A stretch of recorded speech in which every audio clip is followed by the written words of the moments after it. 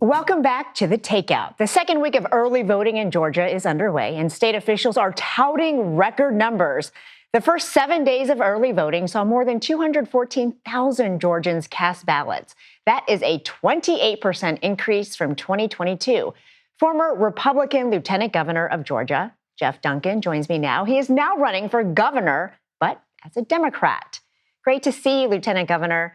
The DOJ, as you know, is seeking the names of people who worked in the 2020 election in Fulton County.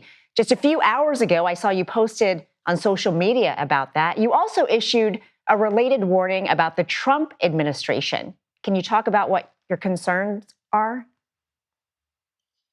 Yeah, Donald Trump has been trying to legal elections for years now, and it's unfortunate. Obviously, I stood up in the heat of the moment alongside several others when Donald Trump tried to literally steal the election in 2020.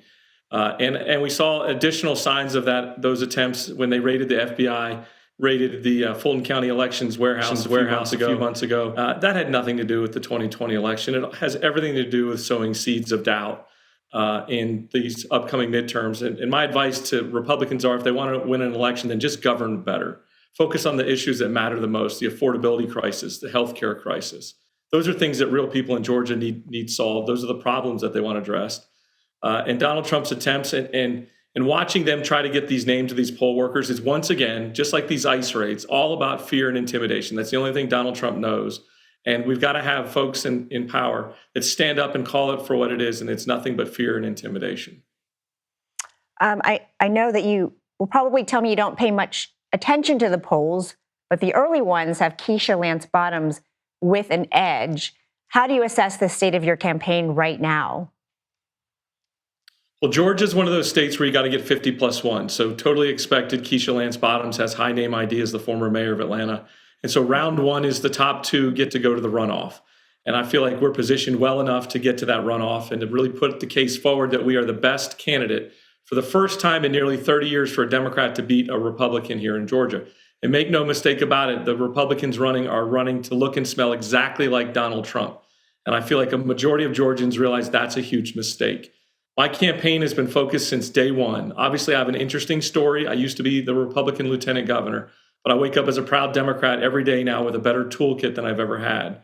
And my focus is to try to win this election by building a coalition of Democrats, independents, and yes, this gift called even disgusted Republicans that are going to show up and vote for not only me, but other Democrats.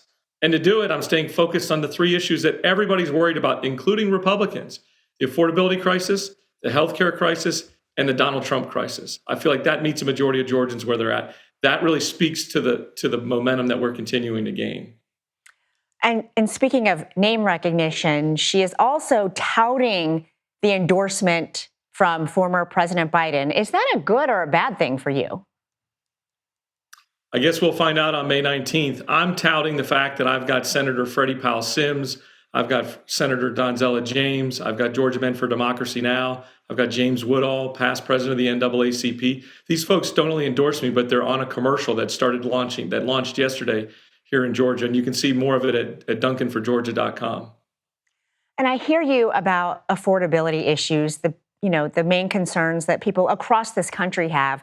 But I wonder what you say to voters who might be confused about where you stand on issues like access to abortion and gun control, since you have switched parties from the Republican to Democrats. Yeah, I think the most important thing, more importantly than the party switch, has been the eye-opening experience around specific issues. I now wake up with better visibility into the gun issue. The NRA has nobody's best interest at heart but their own. And I believe 90% of Georgians and Americans know what they're talking about with universal background checks, red flag laws, and in-home safe storage laws. Even a majority of Republicans agree with that. Same with Medicaid expansion. And the heartbeat bill here in Georgia, which is a 6-week ban on abortion, I was wrong to think that room full of state senators knew better than millions of women. And day one as governor, I promise every room I walk into, with all the sincerity and conviction in the world, that I'll sign an executive order day one that clarifies doctors can practice medicine without fear of prosecution, which has become a huge issue.